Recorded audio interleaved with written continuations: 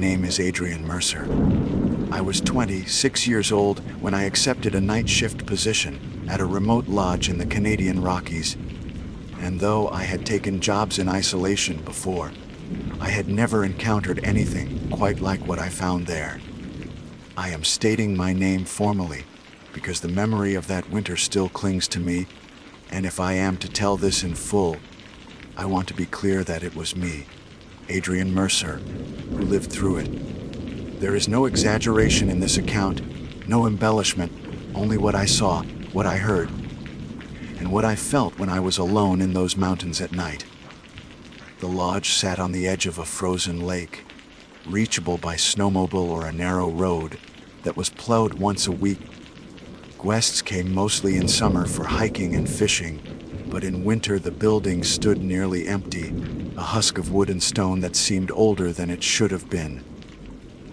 The owner, a heavyset man named Carver, told me the pay would be good, considering all I had to do was watch the lobby, keep the generator running, and walk the halls a few times each night. The days were covered by one other employee, a woman who did housekeeping, but the nights were mine alone. "It gets quiet out here," Carver said, his eyes glinting under his fur hood, "but quiet is good. Nothing to worry about in quiet." I remember thinking his smile didn't match his words. The first night was uneventful. Snow battered the windows, the generator thrummed through the floorboards, and the old wood creaked like it was breathing. I made rounds at midnight, flashlight in hand, my boots sinking into rugs patterned with fading moose and pine trees. Room after room stood empty, beds made, curtains drawn tight. I locked each door after I checked, though no one was there to disturb them. Down in the lobby, the fire in the stone hearth died low, and I fought sleep by making lists in my notebook. Supplies, chores, things to ask Carver. It was the second night when I noticed something strange. While walking the third-floor corridor, I saw a smear on the frosted window at the end. I thought at first it was condensation, but when I leaned close, I realized it was a word, traced in the fog by a fingertip. It said, "Oent."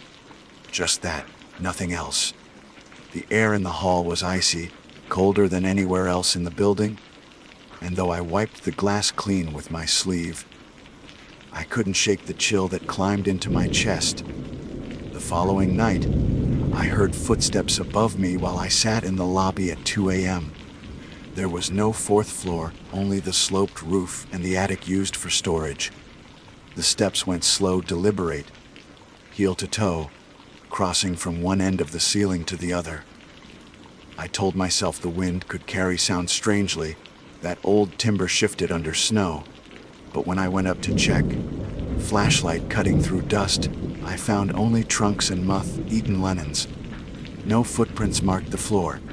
By the end of the week, the lodge felt less like a building and more like a presence. The walls sighed, doors clicked open by themselves, and at times I caught the faint smell of pine smoke in empty rooms. The worst was the elevator. It wasn't supposed to be running. Carver had told me the pulley system was old and unreliable, so we kept it shut down.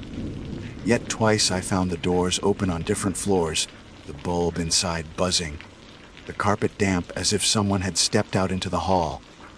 Each time, the panel lights glowed faintly, stuck on the number 3.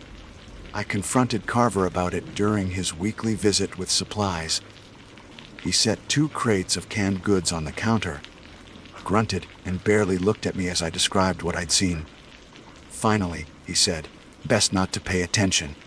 Lodge is old. Old things do what they do." His answer made no sense, and when I pressed, he fixed me with a look that cut short any more questions. It was then I realized I was truly on my own during the nights. Sleep came harder. Every time I drifted off in the lobby chair, I dreamed of the lake outside, the ice shifting, something dark moving beneath it. In the dream, I would press my ear to the frozen surface and hear voices calling upward, muffled but insistent, begging to be let in. When I woke, My throat felt raw, as if I had been speaking with them. On the 10th night, I decided to leave the fire burning higher to keep the shadows from crowding in. As I gathered wood from the stack by the hearth, I heard the elevator ding. The sound was soft but unmistakable, the brass chime of old mechanics. I froze, every nerve awake, before I forced myself to step into the hall. The elevator stood open at the far end, its light glowing pale yellow. Inside, the floor was wet again, drops of water trailing out onto the carpet.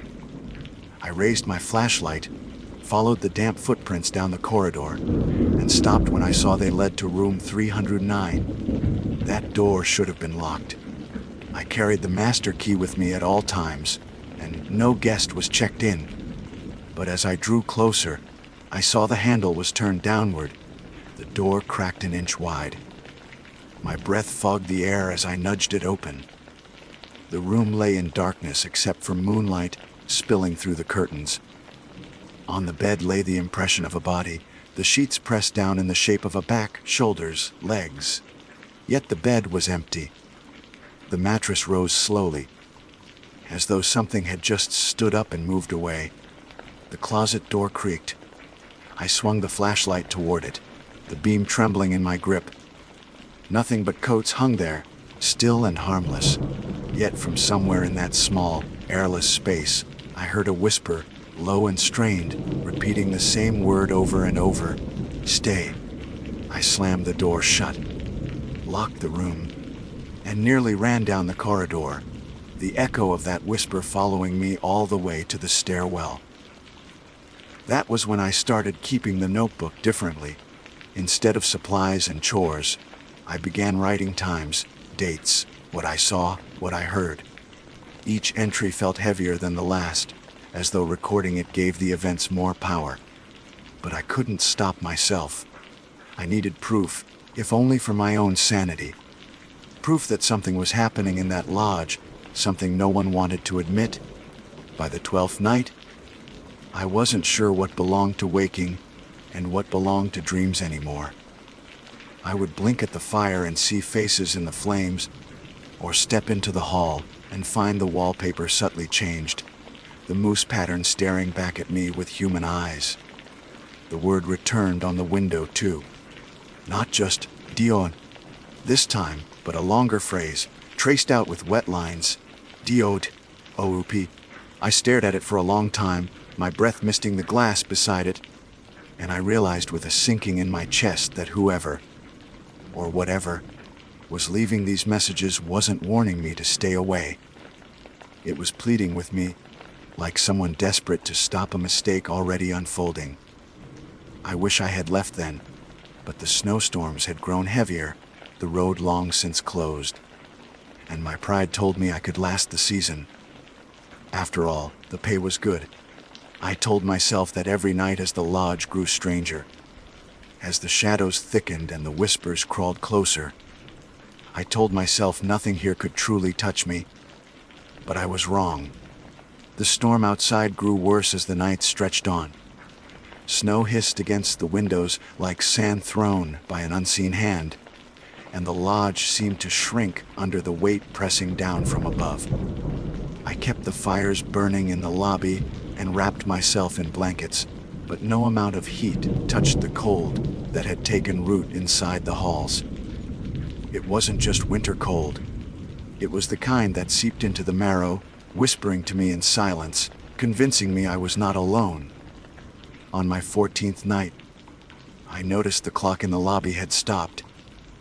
At first I thought the batteries had died, but when I replaced them, the hands refused to move past midnight. No matter how I wound it, adjusted it, or even switched clocks with one from another room, they all froze at 12. The generator hummed steadily, the lights flickered but held, yet time inside the lodge had decided to abandon me. I wore my wristwatch constantly after that, glancing at it every few minutes, desperate for proof that hours still passed the way they should. Carver came again for supplies. He looked tired, his cheeks red from windburn, eyes sunk deep. I asked him outright why the clock stopped, why doors unlocked themselves, why the elevator ran when it shouldn't. He set down a crate of dried food and fixed me with a stare that felt less like annoyance and more like warning. "You're not paid to ask questions," he said. "You're paid to keep watch. Do that, and you'll be fine." I wanted to argue, but his tone left no space for it. He left soon after, snowmobile engine fading into the woods, leaving me with the echo of his words. That night, I made rounds later than usual. I carried my flashlight low, trying not to startle myself with shadows. On the second floor, I stopped at room 214, though I had no reason to. The door was closed, locked like the others, but I heard something faint within, scraping like nails dragging across wood. I leaned closer, pressing my ear to the frame. The sound stopped, and a voice breathed through the crack, so close it could have been inches from me. It said, "Adrian." I staggered back, my pulse slamming through my ears. No one here knew my name except Carver. I checked the knob with trembling hands. It was locked, solid, unmoving. I forced myself down the hall, down the stairs, back to the lobby where the fire crackled like nothing was wrong. But I couldn't sit. I couldn't rest. The voice clung to me, whispering my name each time I closed my eyes. By the 18th night, I stopped counting how often I heard footsteps in empty halls. They paced slowly, circling me no matter where I stood. Sometimes they stopped just behind me, and I'd whip my flashlight around to see nothing but the patterned carpet and the faded wallpaper. Other times they followed me up stairwells, matching each step until I broke into a run. The worst was when they walked in pairs, as if 2 or 3 figures trailed me unseen, their silence heavier than the storm outside. I wrote everything down in my notebook. Times, places, words I thought I heard. The ink froze sometimes, my pen struggling against the cold, but I forced it to move. If I didn't record it, I told myself, maybe none of it would be real. Yet the notebook only thickened with proof, each line binding me tighter to the truth that something occupied the lodge alongside me. On the 21st night, the elevator doors opened again. This time I didn't hear the chime. I felt it, the vibration through the floor, the faint stirring of air as the shaft carried something upward. I followed the sound, though my legs resisted, heavy as stone. When I reached the 3rd floor, the doors stood wide. The light inside flickered weakly, casting shadows that stretched unnaturally long against the far wall. The damp footprints were there again, but this time they led not just to one room, but to every door on the corridor, as though whoever, or whatever, had tried each handle, searching. I didn't follow them. I couldn't. I shut the elevator, jammed a chair against the doors, and prayed it would hold. When I returned hours later, the chair was gone, and the doors were open again. Sleep became impossible. My body ached. My eyes burned, and still I sat awake in the lobby, the fire dwindling, waiting for the next sound. When I did manage to close my eyes, the dreams came sharper. I saw the lake, always the lake, the ice black with depth, faces pressing against it from below. They mouthed words I couldn't hear, their hands slapping against the frozen surface in slow, desperate rhythm. Once I woke with frost clinging to my fingers, as though I'd touched the ice myself. On the 25th night, something changed. The whispers grew bolder. Instead of a word here, a syllable there, I began to hear full sentences. They came from the vents, the walls, the chimneys, always hushed but clear. "Stay awake," they told me. "Don't let it in." Other times, "Go upstairs. Look, see what waits." My skin crawled each time, but curiosity gnawed harder than fear. I found myself staring at the stairwell, heart hammering, wondering what would happen if I obeyed. I lasted 2 more nights before I gave in. It was after 3 in the morning, the fire dim, my notebook heavy in my lap. The words on the window returned, faint and wet, "Gu unend, OOP." but the voices whispered otherwise, insistent, urging me to climb. I set the notebook down, grabbed my flashlight, and walked to the stairs. The first floor creaked as I left it behind. The second floor seemed empty, though I felt eyes on me from every door. On the third, the air grew colder, the silence thicker, as if sound itself refused to move.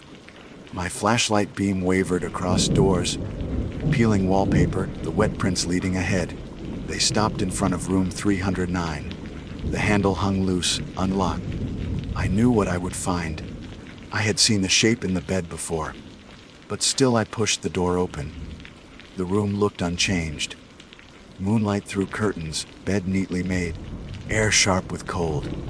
But when I stepped inside, the door shut behind me with a soft click. I spun around, grabbed the knob, twisted. It wouldn't budge. My flashlight flickered, dimmed, and went out. Darkness swallowed me whole. Then the whisper came, not from a distance, but from the bed itself, rising from the pressed shape in the mattress. "Adrian," it said again, only this time the voice was mine. My exact tone, my cadence, as if I spoke to myself from inside that empty bed. I froze, throat locked, listening as it repeated my name, softer each time, until it was no more than breath against the sheets. The mattress shifted. Slowly, something invisible rose, standing, stretching tall in front of me. I couldn't see it, not even the outline, but the air bent around it, colder than before, pressing against my skin. I staggered back, hands fumbling for the door, and found it unlocked again. I bolted, running down the hall, not daring to look back. Not until I reached the stairwell and nearly collapsed against the railing. When I finally forced myself to look, the corridor behind me was empty. The doors stood closed. The carpet dry, nothing stirring. Only my own ragged breath filled the silence. Yet I knew the thing was still there, waiting, following, patient as the snow outside. I didn't sleep at all that day. I sat in the lobby, staring at the windows, at the lake beyond them, black under the weight of the storm. The faces in the ice felt closer than ever, pressing harder, their mouths opening wider, as if they had something urgent to tell me. I couldn't hear them, not yet, but I knew I would soon. I thought the storm would break. After weeks of relentless snow, I convinced myself the clouds had to give way, that sunlight would spill across the mountains, and remind me the world beyond the lodge still existed. But the storm didn't end. The days bled into nights, the sky staying the same flat gray, the drifts rising higher against the windows. The world outside was erasing itself, and I began to feel like the only thing left standing was the lodge and me within it. On the 28th night, I woke in the lobby chair with frost on my beard. The fire had burned out completely, though I didn't remember letting it die. The generator hummed faintly, the lights buzzing overhead, but everything else was still. My notebook lay open on my lap, a page filled with words I didn't remember writing. They were scrawled in my own handwriting, but jagged, hurried. Diod locain thmaro rs. The words unsettled me more than the voices had. I rose, stiff with cold, and moved to the hallway where the lodge kept a tall mirror near the stairwell, framed in antlers. I'd passed it dozens of times without a thought.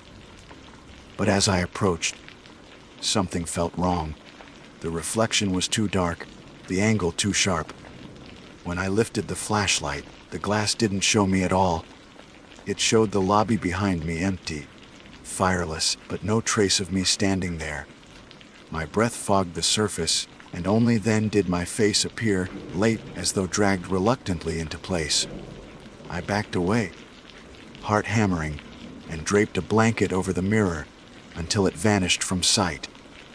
The lodge didn't want me looking at myself, or maybe something else didn't want me to see what was standing in my place. That night, the elevator moved again. I heard it in my bones before my ears caught the sound. The cables groaning, the counterweights dragging against metal. It stopped on the first floor this time, doors sliding open just beyond the lobby. I sat frozen, watching from the fire's glow. No footprints this time, no wet carpet. Only the yawning mouth of the elevator waiting. I don't know why I stood. My legs moved without consent, carrying me across the lobby until I stood at the threshold. The light inside flickered and steadied. The panel glowed with a number that shouldn't exist. 4. There was no 4th floor. I reached out. My fingertip brushed the cold brass of the panel, and in that instant the doors slammed shut. The sound echoed through the empty lodge like a gunshot. When they opened again, the panel was dark. The bulb inside burnt out. The car nothing but shadow. I stumbled back to the fire trembling, and forced myself to stay awake until dawn, though dawn was no different from night anymore. By the 32nd night, I began hearing music, faint, scratchy, like an old record player drifting through the halls. A violin, thin and reedy, playing a tune I almost recognized but couldn't name. The melody wound through the walls, up the stairwells, seeping into the floorboards beneath my feet. I followed it once, creeping with flashlight in hand, only to find it always just ahead of me, never closer, never fading. When I gave up and turned back, I found myself on a floor I hadn't meant to climb to, the numbers on the doors unfamiliar, the wallpaper a different pattern entirely. The music stopped then, leaving me in a corridor that shouldn't have existed, until I ran and somehow tumbled back into the familiar lobby again. I didn't write that in my notebook. Not right away. I feared that committing it to paper would anchor it, give it permanence. But when I slept that morning, I dreamed of pages turning by themselves, my notebook filling with words I had not written, sentences bending around the margins until they formed the same tune I had heard in the walls. The sound of violin strings echoed in the dream, and when I woke, my ears rang as if the music had been real. The lodge was consuming me. I knew it then. It was pulling me tighter with each night, binding me to itself with whispers, with sights, with sounds that blurred the line between outside and in. My reflection lagged behind me. My handwriting betrayed me. My dreams invaded my waking hours. I wanted to leave, but the storm had buried the road entirely, and Carver hadn't returned in over a week. I checked the windows every day for snowmobile tracks, for any sign of life, but only the unbroken drifts stared back. On the 35th night, I tried to fight it. I built the fire higher, filled the room with heat and light, played music from my phone to drown the whispers. For a while it worked. I almost convinced myself the lodge was just wood and stone, creaking under ice. But at 3 a.m., every fire in the building extinguished at once. The flames shriveled without smoke, without ember, leaving the rooms in instant darkness. My phone flickered and died, though it had been fully charged. And in that silence, the footsteps began again. This time not pacing, not wandering, but running, pounding down the halls toward me. I bolted for the stairwell, flashlight beam jerking wildly. But no matter how fast I moved, the footsteps stayed behind me, matching my pace closing in. I stumbled into the second floor, breath tearing my throat, and ducked into a side room. The sound stopped outside the door. I held my breath, pressed against the wall, my flashlight shaking. The knob turned once, twice, then stopped. Silence stretched on, thick and endless, before the footsteps walked away, slow and deliberate, fading into nothing. When I finally left the room, I found the notebook waiting for me on the floor of the hallway. I hadn't brought it upstairs. It lay open to a fresh page, words written in ink darker than mine. I didn't. I couldn't. I sat awake in the lobby until the gray light of morning seeped through the windows. My body ached with exhaustion. My mind frayed at the edges. I thought of the voices begging me to stay awake, warning me not to let it in. But I didn't know what it was, not fully. Only that each night drew me closer to it, Whatever lived in the spaces of the lodge, in the gaps of the storm, in the reflection that wasn't mine. On the 40th night, the lake called me again. I hadn't stepped outside since the storm deepened, but the whispers pulled me to the door, to the snow-choked path that led to the shore. I bundled in layers, fought through the drifts, and reached the edge where the ice stretched flat and endless. The faces beneath the surface were clearer now. Dozens of them, pressed tight against the frozen glass, mouths moving in frantic silence. My breath fogged the air, and for a moment I thought I heard them, faint and muffled, helpless. I fell to my knees, palms flat on the ice. The surface vibrated beneath my touch, like something pounding upward from below. The faces writhed, mouths stretching wider. My own reflection stared back at me, distorted by cracks, and for the first time I saw it smile when I wasn't. I stumbled back in horror, tripping into the snow, the whispers rising sharp and shrill, until I couldn't tell whether they came from the lake or from inside my head. I ran to the lodge, slammed the door behind me, and pressed my back to the wood. The building sighed as though it had been waiting, the walls shifting, the halls stretching longer than before. I knew then that I wasn't guarding the lodge. I was trapped inside it, part of whatever cycle had played out here before me. Carver's warnings, the notes on the glass, the messages in my notebook, they weren't random. They were breadcrumbs from whoever had been here last, and maybe no one had ever left. The storm didn't just weigh on the roof anymore. It pressed on my chest, each gust like a hand forcing me deeper into the lodge. I stopped checking the windows for Carver, stopped hoping to see the flare of headlights or the trail of a snowmobile cutting through the white. The world beyond the glass felt gone. All that mattered was what moved inside these walls, and whatever waited for me to falter. On the 42nd night, I noticed the wallpaper peeling, not in strips like old paper, but curling back in shapes that formed deliberate patterns. Circles, spirals, runes I didn't recognize. My flashlight beam caught faint stains beneath them, reddish and old, spread in smears like something had been dragged against the walls. When I blinked, the shapes seemed to shift, the spirals turning inward, drawing me closer. I touched one without thinking, and the cold of it shot up my arm like a blade of ice. My skin tingled for hours after, marked as though the wall itself had claimed me. I wrote the pattern into my notebook, hand unsteady, ink blotting the page. When I looked back an hour later, the drawing had changed. My spiral had become an eye. Its pupils stared upward, the lines curling into lashes. Beneath it, in handwriting that wasn't mine, words had formed.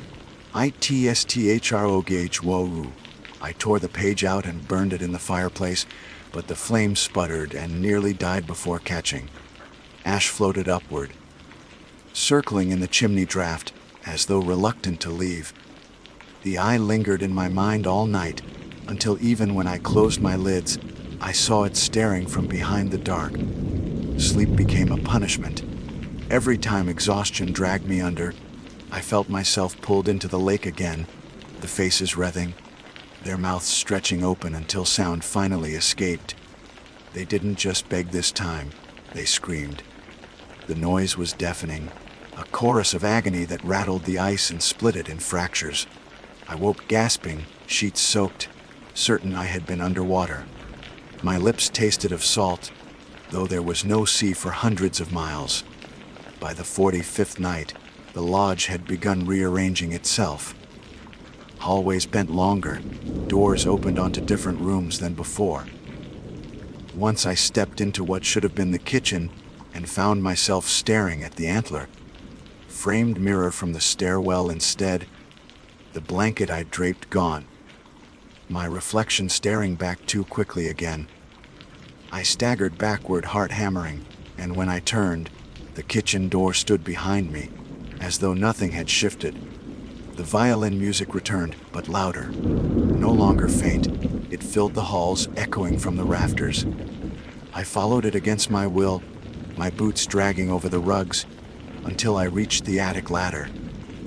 The sound swelled from above, each note pulling at me like a rope. My hand closed around the rung before I realized what I was doing.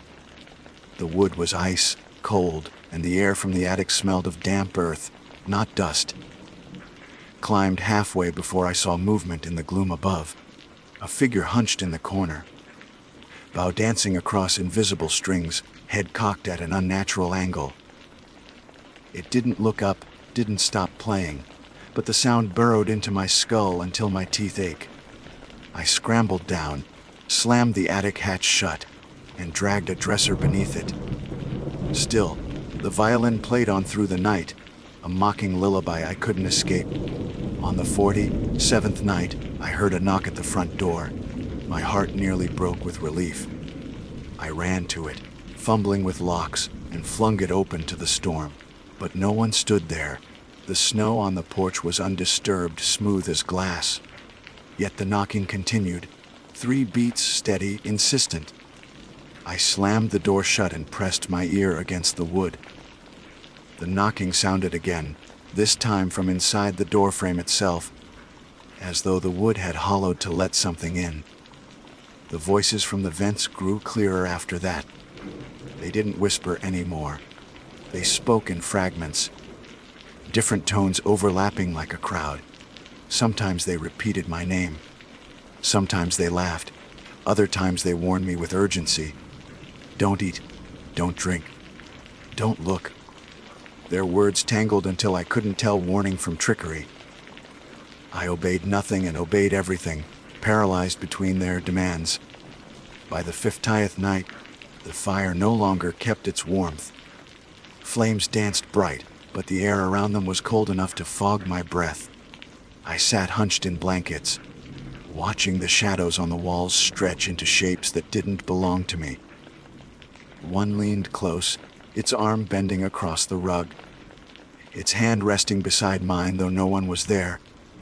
I jerked back, but the handprint remained pressed into the carpet for hours, darker than the rest of the weave.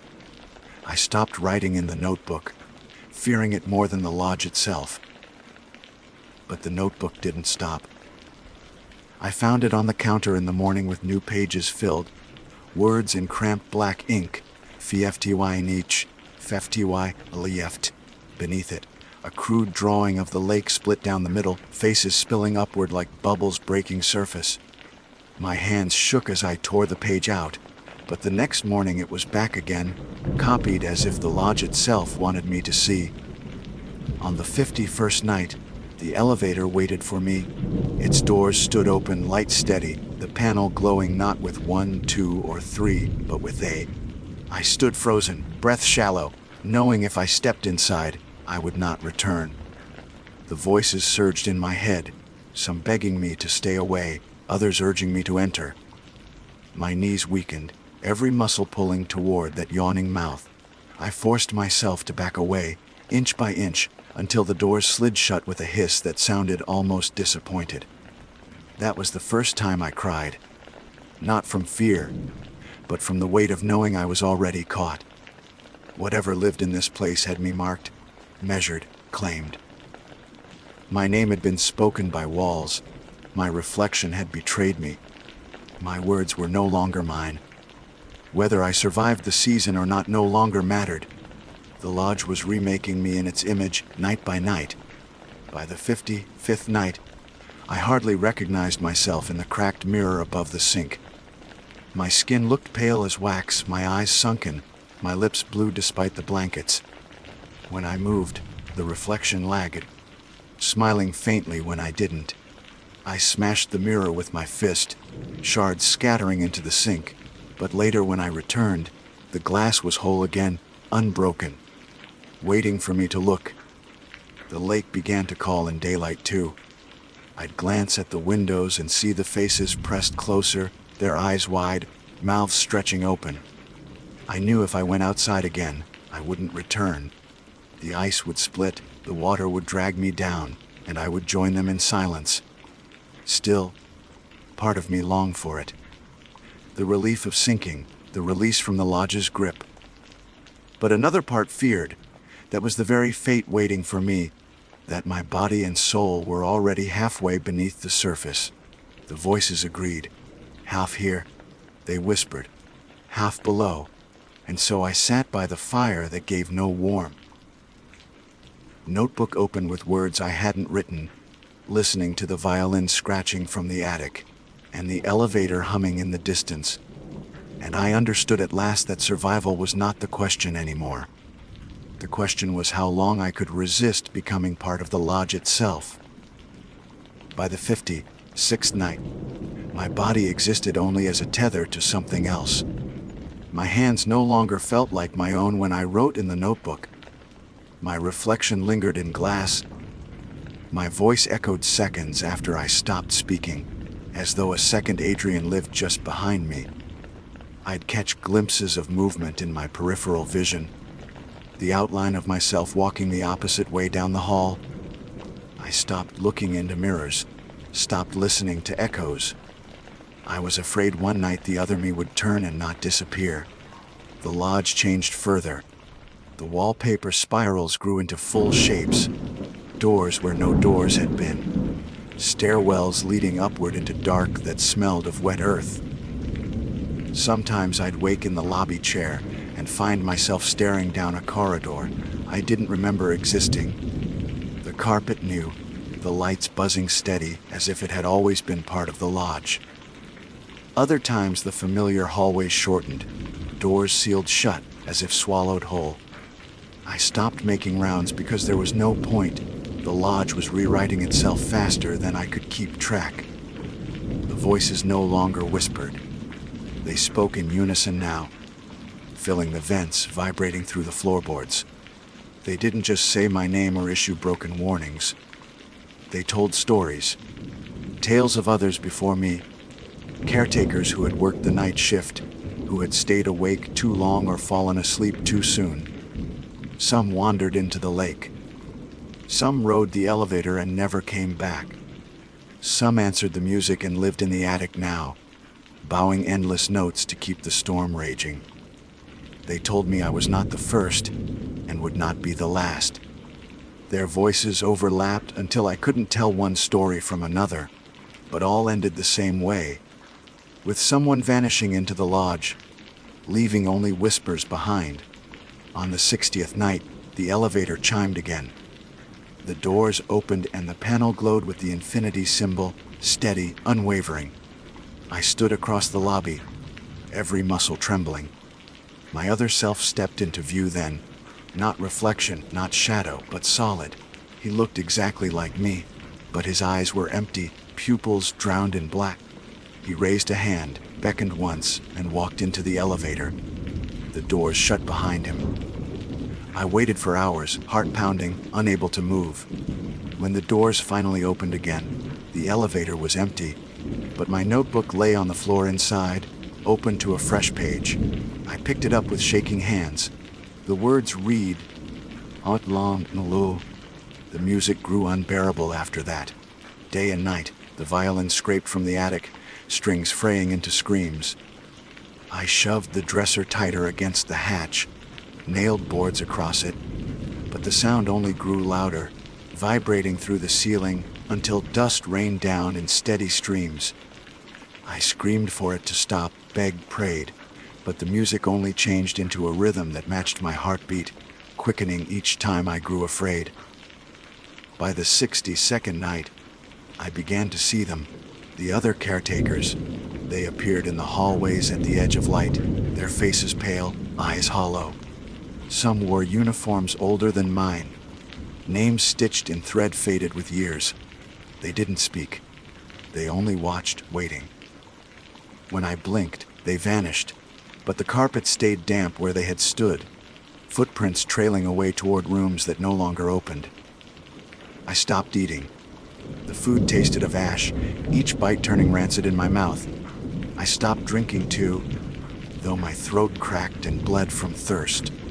The voices told me to keep away from both, and I obeyed, afraid the lodge had already poisoned everything. My body weakened. My steps unsteady, but some part of me knew the less I consumed, the longer I might resist becoming part of this place. On the 65th night, the knocking returned, not at the front door, but at every door.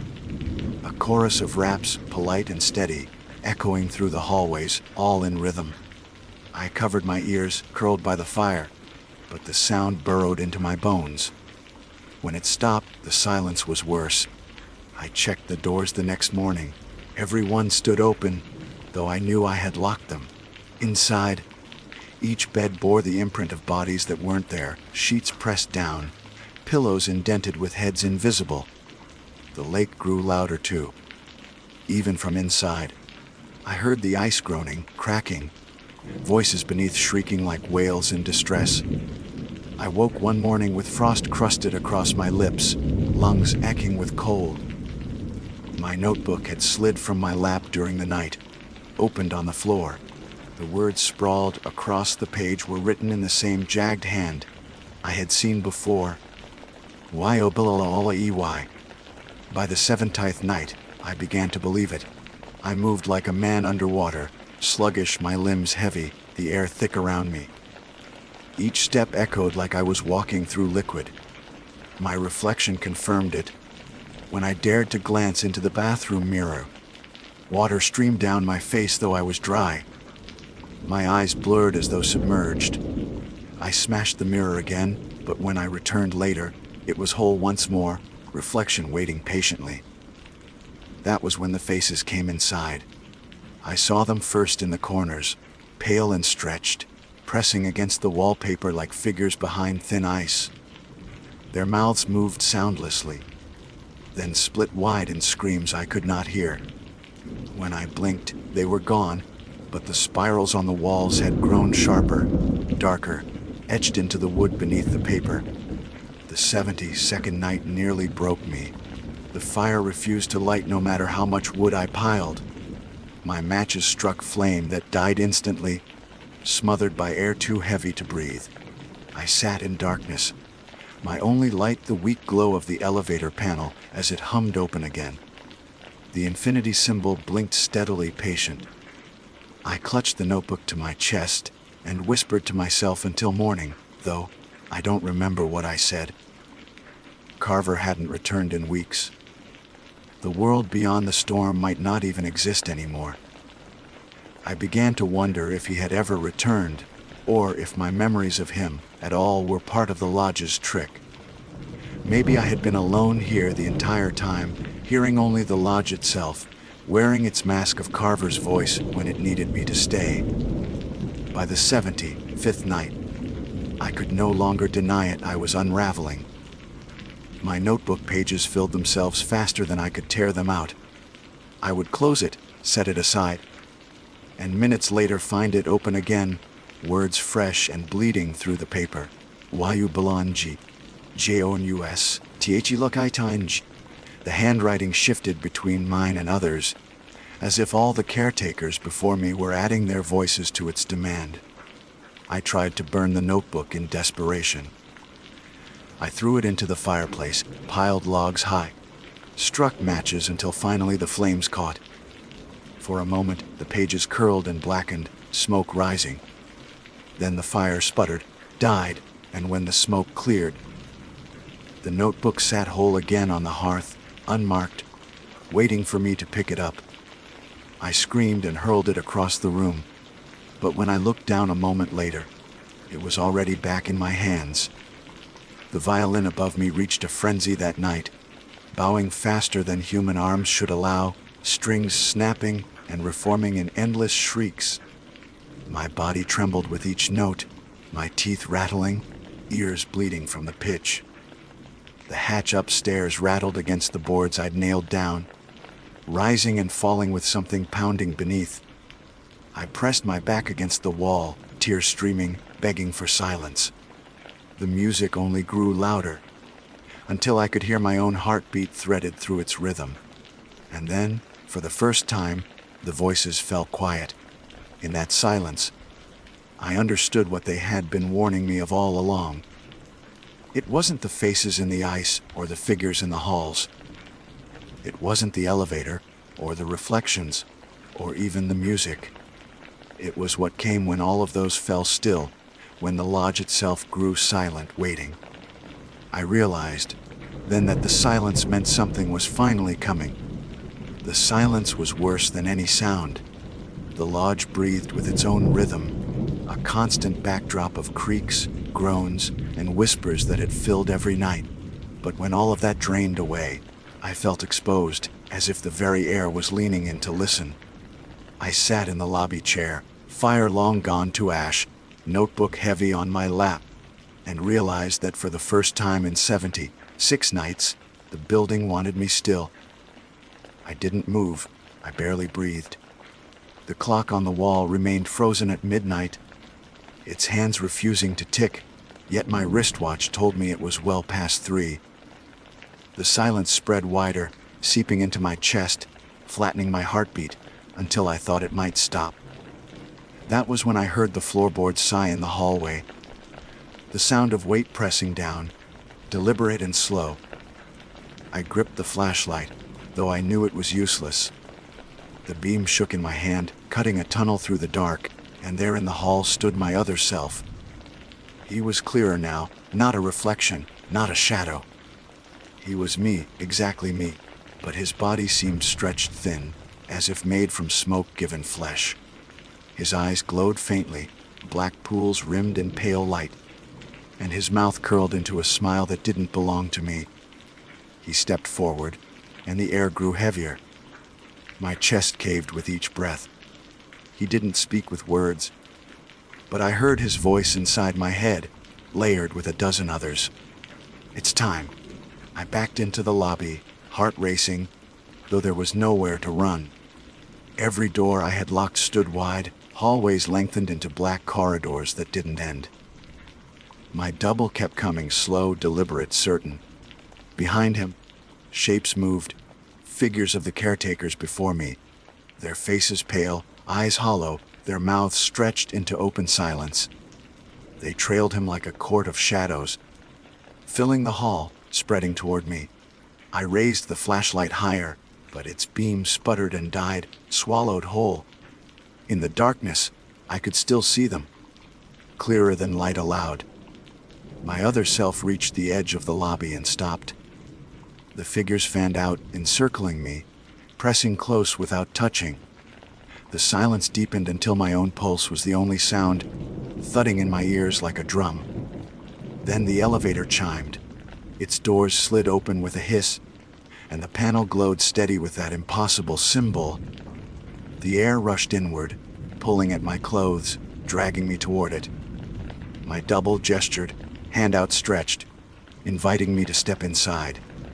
The caretakers closed in, not forcing me but guiding, their presence heavy as stone. I staggered back, shaking my head. No, I whispered, though the word barely left my lips. The silence devoured it whole. My double tilted his head, smile widening, and his voice thundered through me though the air remained stipple. You're already here. I don't know what broke in me then. Maybe fear, maybe sanity. I bolted for the front door, boots slamming across the wood, hands fumbling at locks I had undone 100 times.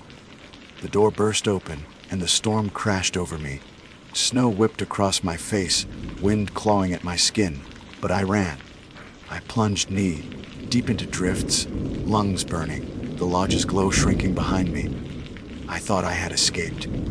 For the first time in weeks, I felt the raw bite of the storm, the sting of cold air filling my chest.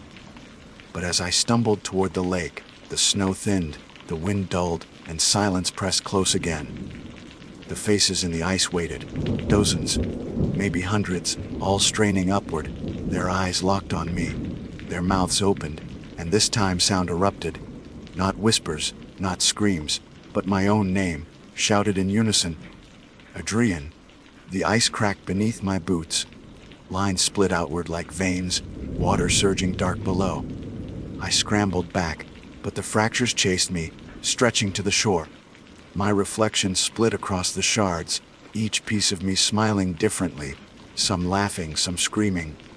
I fell to my knees in the snow, clutching my head as the sound of my name rose higher, echoing across the lake until the storm itself seemed to carry it. When I looked up, the lodge loomed behind me. No matter how far I had run, it stood only steps away, lights glowing warmly in its windows as if nothing had changed. My footprints didn't lead away from it. They circled back, endless loops in the snow, as though I had never moved. I stumbled inside again, door closing gently at my back. The silence settled over me like a blanket. My double stood waiting by the elevator, the caretakers filling the lobby, their eyes reflecting the faint glow of the panel. I knew then that resistance was gone. The lodge hadn't trapped me. It had been reshaping me all along, leading me here, step by step.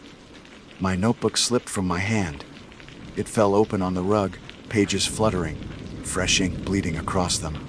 Words scrawled themselves as I watched. NAGHTC into Asivin, ETRS. The elevator hummed softly patient, its doors yawning wide. My double turned and stepped inside. The caretakers followed, one by one, their bodies dissolving into the light until only I remained. I stood frozen, every muscle trembling, but the silence pressed harder, heavier, until the choice wasn't mine anymore. My legs moved forward. The rug slipped beneath my boots. The light grew brighter, filling my vision, and the last thing I saw before the doors closed was the lobby fading, walls stretching long into dark corridors without end. And then there was nothing. No storm, no lodge, no lake, only silence, deep and endless, curling into itself like the spiral on the walls. I don't know how long I've been here. Time doesn't exist in this place. There are no days, no nights, only the hum of the elevator, carrying me somewhere without floors. I write because the notebook is still with me, always open, always waiting for words to fill it. I see my handwriting form, but I don't feel the pen move. The ink is endless, black as the lake, scrawling even when I try to stop. The last entry is already written, though I don't remember setting it down. It reads, I toke aight sefjo biati remoti lodigi ian canard htr mms adirin mar below it, in smaller letters bleeding across the page. Nabo des you or toran,